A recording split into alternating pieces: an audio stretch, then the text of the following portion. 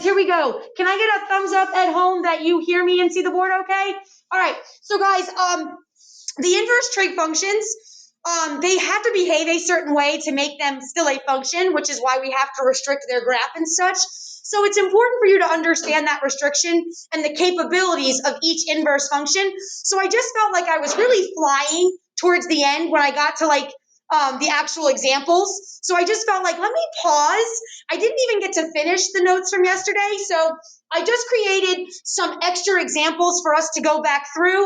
And then any examples I didn't get to yesterday, I put the exact same ones on here. And I'll still have them filled in on that portion of the notes. I'll make sure I post that. So I just wanted to take a day and let's just work the examples one more time, because hopefully when we get to the inverse cosine and the inverse tangent, it just makes them that much easier to work with once you've seen some solid examples. I just felt like I was going way too fast yesterday trying to get everything in. All right, so I apologize if yesterday was fine for you and now you're sitting through something that you do understand. I just felt like it is justified to talk about this a little bit more, all right? So just to sum up, I need you guys to remember that the way we made the inverse sine exist was by restricting his graph. So only certain angles survived the cut of the graph. So there's only certain angles that the inverse sine is going to be capable of spitting out. Because you have to understand, there are going to be lots of different angles that produce the same ratio. It's just not capable of telling you all those angles. It can only tell you the angles that have that ratio for the ones that survived the cut of its graph. All right? So the inverse sine function can only spit out angles between negative 90 and 90 degrees when we're thinking about degrees, or negative pi over 2 and pi over 2 radians. So angles that landed in quadrant 1 and quadrant 4. So I always picture my unit circle, and I think of this like half. That is what survived the cut of the inverse sine graph. It is capable of spitting out angles from pi over 2 to negative pi over 2. So obviously quadrant 1 and quadrant 4 angles. But you have to remember, it's not any angle that lands in quadrant 1. Like we know that not only does 1 pi over 6 land in quadrant 1, but so does the 13th pi over 6. It's not capable of telling us 13 pi over 6 though. It would only be able to tell us pi over 6. So it's not like any angle that lands in quadrant 1, it's angles between 0 and pi over 2. Same thing. I know that 11 pi over 6s land in quadrant 4. It's not capable of telling you 11 pi over 6 though. It can just tell you negative pi over 6, the one that landed in the same spot between 0 and negative pi over 2. So there's lots of angles that give us these ratios that we're going to be after, but we're only able to tell the angles that the inverse sine is capable of spitting out. All right? And then I always try to remember my important points. I have 0, 1, I have 1, 0, I have 0, negative 1, and then think about your special angles that survived the cut. 1 pi over 6, 1 pi over 4, and 1 pi over 3. Those are angles that are important to us that survived the cut of his graph. These are the only angles that we're actually able to use without a calculator. And then the only angles that landed in quadrant 4 that survived the cut that are special to us are negative pi over 6, negative pi over 4, and negative pi over 3. Those are all the good guys that survived the cut of its graph. Okay, then I give you this. I call this our cheat sheet. I had this at the top of yesterday's notes, but I didn't get a chance to go fill it in for you. So the way we use this is showing you what angles survive the cut of all trig functions, or inverse trig functions, I should say. So you notice how I've crossed out quadrant 3? That's a little spoiler. Quadrant 3 angles do not survive the cut of any of the trig functions graph to make the inverses exist. So when we get into the inverse cosine, quadrant 3 angles didn't survive his cut. When we get to the inverse tangent, quadrant 3 angles didn't survive his cut. None of the inverse trig functions have quadrant 3 angles that they are capable of spitting out. They did not survive any of the cuts. So what we know so far as the inverse sine is concerned, is we saw if you take the inverse sine of a positive ratio between 0 and 1, because remember, ratios only go from -1 to 1. So if you take the inverse sine of a positive ratio between 0 and 1, it's going to spit out a quadrant 1 angle. So now you know where that answer would be. When you take the inverse sine of a positive ratio, the answer is a quadrant 1 angle between 0 and pi over 2. Then we saw if you take the inverse sine of a negative ratio between 0 and -1, then it's going to spit out a quadrant 4 angle between 0 and negative pi over 2. So this is where we know the answers are going to be. Inverse sine positive ratio, quadrant 1 angle. Inverse sine negative ratio, quadrant 4 angle.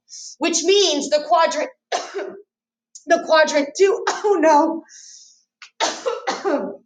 I've had a tickle in my throat all weekend. I can't get rid of it.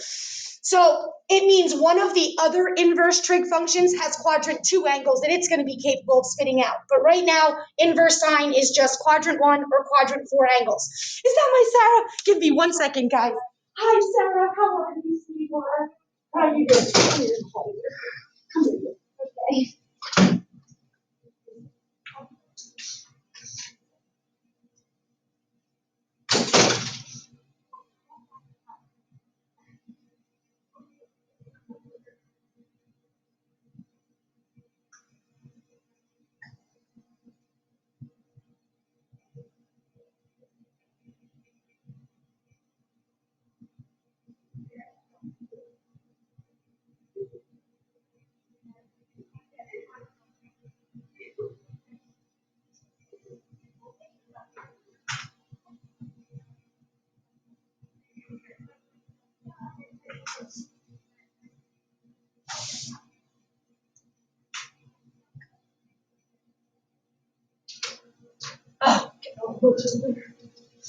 Okay, sorry about that. All right, so that's what I use as like my cheat chart so I know where to put my angles. Then I gave you guys this one. This is going to be, we've already seen it, the all students take calculus. All students take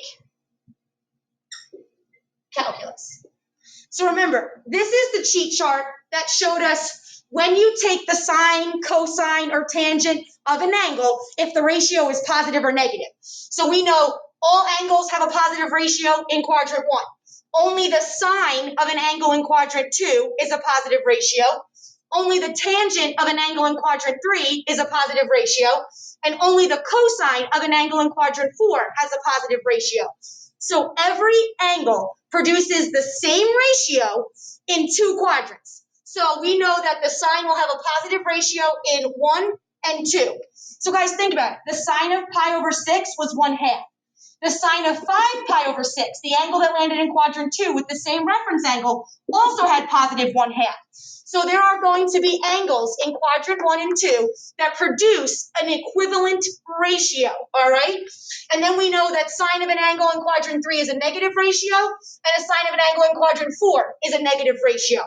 And the reason I have to show you this is when we were doing some of those compositions, when it was the inverse sine of the sine of something, you have to make sure these are angles it's capable of spitting out, right?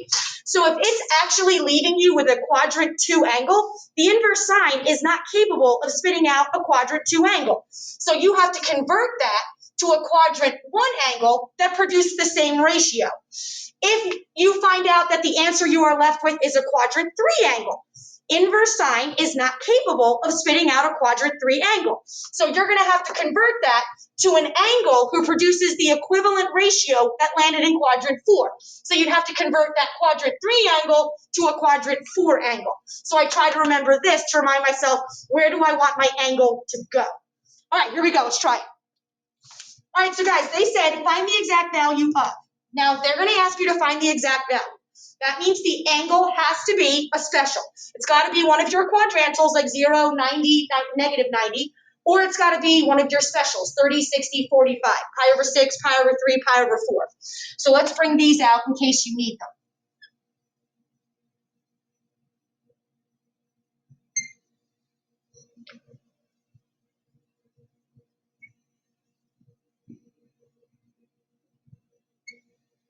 Okay? All right, here we go. They want you to find the exact value. The inverse sine of that ratio. Well, remember, when you plug a ratio into the inverse sine, the answer should be an angle. And we know if we take the inverse sine of a negative ratio, it's going to be a quadrant 4 angle. So we know the answer to this is a quadrant 4 angle between 0 and negative pi over 2. So in reality, right, it's got to be an angle in here. It's one of these. It's a quadrant 4 angle. So you're really asking yourself, all right, the sine of what angle that landed in quadrant 4 had a ratio of negative root 2 over 2. That's what we're trying to figure out. The sine of what special angle had negative root 2 over 2 as its answer. Well, guys, it's not a 30 or a 60. It's got to be a 45. He's got our root 2. So it was the sine of what special angle that had a O over H, a Y over R of root 2 over 2. I hope you all realize that's a pi over 4. That would have to be pi over 4. And since he had to be in quadrant 4, he would have had to have been negative pi over 4. And that's the angle that makes this true. Now, guys, there's other angles that make this true. 7 pi over 4 also has a sine ratio of negative root 2 over 2. But 7 pi over 4 is not an angle that this function is capable of spitting out. So we're only able to tell it. You have to think like you're the inverse. You can only put an answer that he is capable of spitting out. All right, look about this one. The inverse sine of 0. We know the inverse sine of a ratio is going to equal an angle.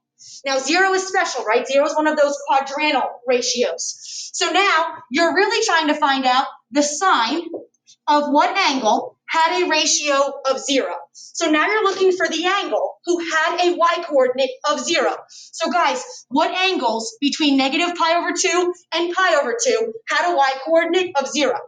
Anybody know who it was? It's 0 radians. The answer to this question is 0 radians. It's an angle, not 0 like a ratio. It's 0 like the angle. All right? And then we come back over here. The inverse sine of 1/2.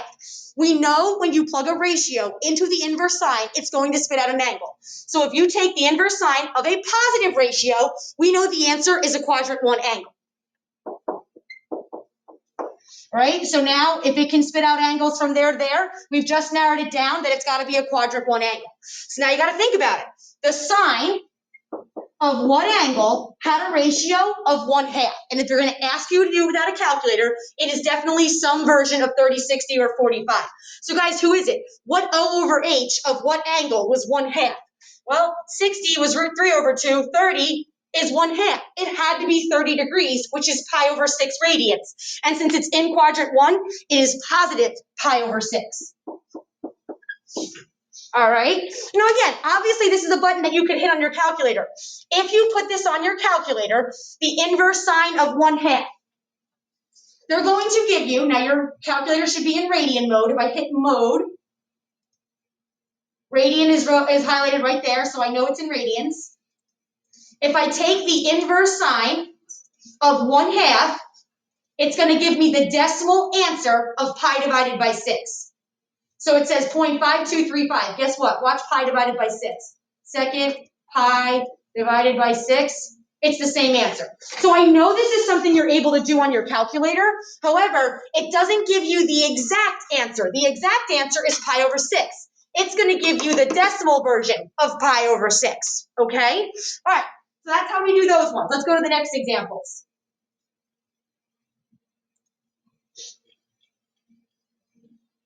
All right, so guys, in these ones, it says find the approximate value. This is awesome. This just means take your graphing calculator and use it. They're letting you use a calculator if they ask you to approximate it. All right, so guys, if they ask what's the inverse sine of negative 4/9, well, can everybody just picture this?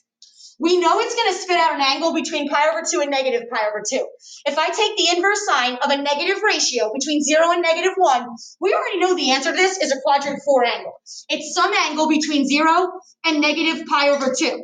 And since the calculator works in estimation, it's going to give you the decimal version of some radian. So pi divided by 2 is like negative 1.57. So to the answer to this question, it's going to be some number between 0 and negative 1.57.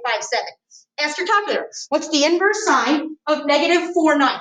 And watch it tell you some number between 0 and negative 1.57. So inverse sine negative 4 divided by 9, close catapult. It's negative 0.46 radians. And that's exactly where it should be, some number between 0 and negative 1.57. All right?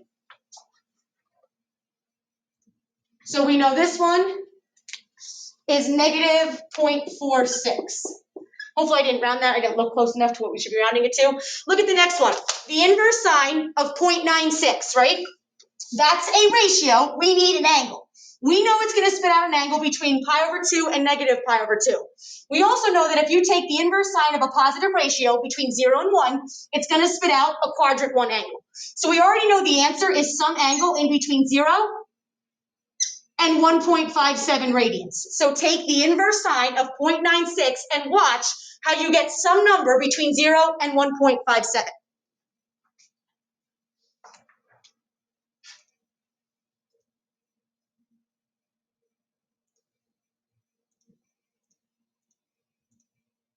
.29 I'm going to go with. So it's 1.29 radians, which is a number between 0 and 1.57. Right? And again, these are angles, guys. Angles come out of the inverse. All right, and then watch this. If you take the inverse sine of negative 7/5, guys, you're plugging in a ratio, trying to get an angle out.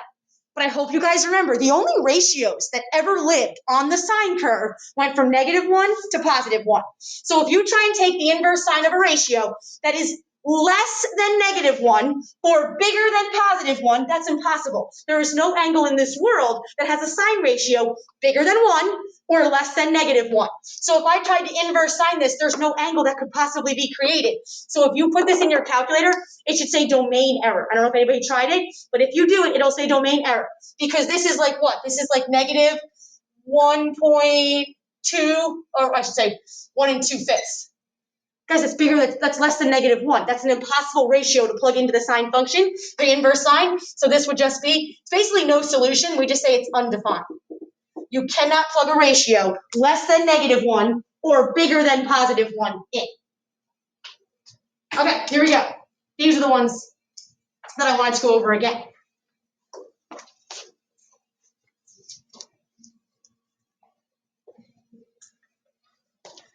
Okay, so the inverse sine and the sine function, guys, they're inverses. They undo each other. They should cancel each other out, right? But let's break the problem down. PEMDAS would say to go inside first. First, you would take the sine of an angle, and the answer to that would be a ratio.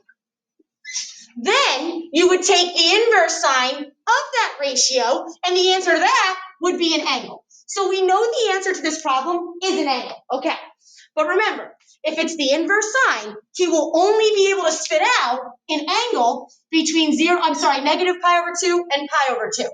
All right, so guys, what should the inverse sine do to the sine function? They should cancel, and it leaves you with that angle, we said an angle is our answer, as our answer. So you can keep -4 pi over 9 as the answer to this question as long as he is an angle that lives between pi over 2 and negative pi over 2. He has to be an angle that this function is capable of spitting out. So guys, picture it.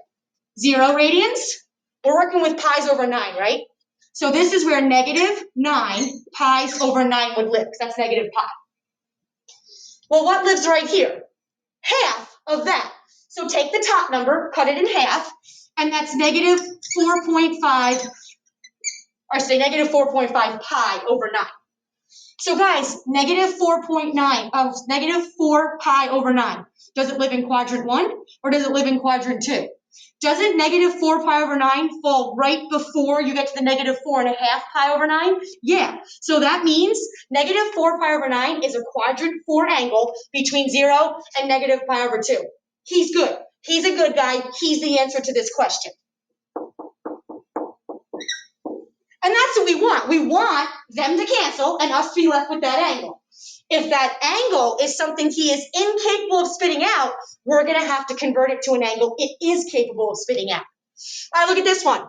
The inverse sine of 3 pi over 11, right? First, you would take the sine of an angle. The answer is a ratio. The inverse sine of a ratio is an angle. The answer to this question should be an angle. But is it as easy where the inverse sine and the sine cancel each other out, and that angle is our answer? As long as that is an angle between pi over 2 and negative pi over 2, we're good. So guys, if we got to be here, where do 3 pi's over 11 land? Well, guys, here's where 11 pi's over 11 land. Half of that would be here, so half of 11, here's 5.5 pi's over 11, which means where do 3 pi's over 11 land? They land right here in quadrant 1. So that is definitely an angle between 0 and pi over 2 that the inverse sine would be capable of spitting out, so he gets to be our answer. And that's what you want. All right, let's go to the next one.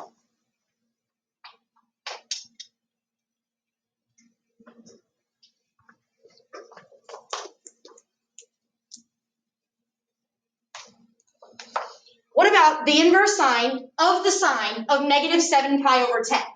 In a perfect world, these functions cancel, and that's our answer, right? You take the sine of an angle, you get a ratio. The inverse sine of a ratio, you're left with an angle. However, if we cancel these out and say that this angle is our answer, is that an angle that the inverse sine would be capable of spitting out? It's not. It's too big. All right? So here, right? It can spit out quadrant 1 or quadrant 2. Where do negative 7 pi's over 10 land? Well, here's 0, and here's negative 10 pi's over 10, which means this is negative 5 pi's over 10. Agreed? So that means that negative 7 pi's over 10, it landed in quadrant 3. That is not an angle that survived the cut of the graph for the inverse sine to be able to spit out. So we need to convert it. So guys, remember that all students take calculus, sine is positive, positive, negative, negative. So if this is where you are now, there's going to be an angle in quadrant 4 that produces the same negative ratio as this angle. So we need to convert it to a quadrant 4 angle. We got to move them into quadrant 4. So guys, it's all about the reference angle. Who's the reference angle between negative 7 pi over 10 and negative 10 pi over 10? How many pi's over 10 live in between them? 3. So this would be technically negative 3 pi over 10, but the reference angle is always positive.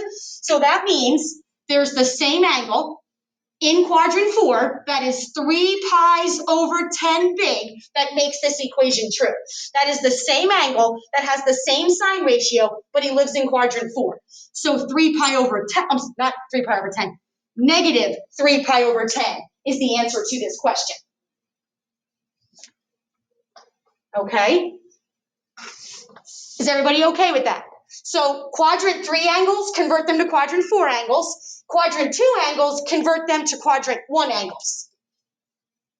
All right, now we're going in the reverse, guys. Now we're doing the reverse composition. This one says to take the sine of the inverse sine of 5/9. So guys, think about this. You take the inverse sine of a ratio, the answer is an angle. Then you take the sine of an angle, and the answer is a ratio. So we definitely know that a ratio is the answer to this question. So now, take the sine of the inverse sine, they cancel. You're left with the ratio 5/9. Guys, is 5/9 a number between -1 and 1? Because all ratios have to live in between -1 and 1. So he's a keeper. He's the answer. Okay? Look it down here. You take the inverse sine of a ratio, the answer is an angle. You take the sine of an angle, and the answer is a ratio. But it has to be a ratio between -1 and 1. So the sine and the inverse sine, they cancel. Is -3/7 a ratio that lives in between 1 and -1? Yeah. So he's your answer. All right? And then last, you take the inverse sine of a ratio, the answer is an angle. You take the sine of an angle, and the answer is a ratio. So in a perfect world, the sine and the inverse sine cancel. You're left with the ratio 8/5. Guys, is 8/5 a ratio that lives between 1 and no? So this is another undefined. You'd never be allowed to plug this ratio into the inverse sine function to begin with. So this is undefined. How do we feel? Are we okay? Is that the last example? Is there more? That's it? Okay.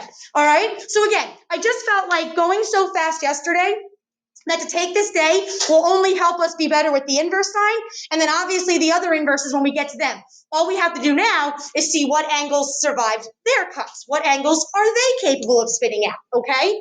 Everybody good? At home, thumbs up, we're okay? All right, so guys, I didn't create a new homework, but I did post the 7-1 homework yesterday, but it's not due until tomorrow night, I believe. So it gives you lots of time to even go back and maybe fix anything that you were working on yesterday, and then maybe you didn't even start it yet, and that's fine. But tomorrow, I'm going to start the inverse cosine, okay? All right, great. All right, let me double check the attendance, and then you guys are going to be good to go.